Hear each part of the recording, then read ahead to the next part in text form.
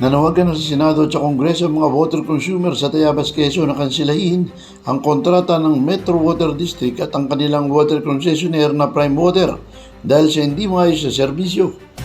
Ilan sa inireklamo ng mga water consumer ay ang palpak na supply ng tubig dahil sa maraming mga lugar ang kulang o walang dumadaloy na tubig.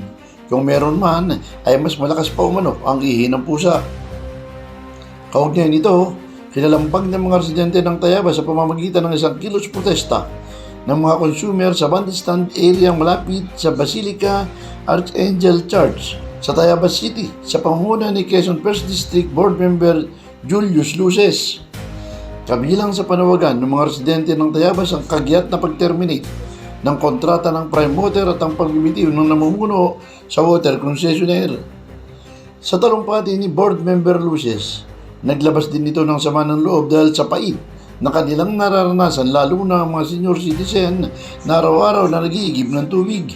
Nagbigay naman ng paliwanag sa mga nagrarally si Engineer Ares Resurrection, Operation Manager ng Prime Water, at nangako ito na sisikapin nilang mabigyan ng supply ng tubig ang mga apektadong residente tuwing umaga mula alas 6 hanggang alas 12 ng tanghali habang tinutugunan ng suliranin sa kanilang serbisyo.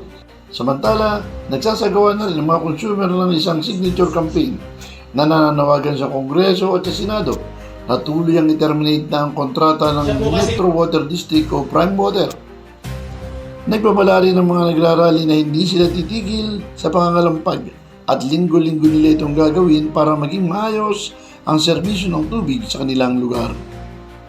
Felix Tambongco, The Observer News, DWRB 103.9 News FM. Ikaw ang una.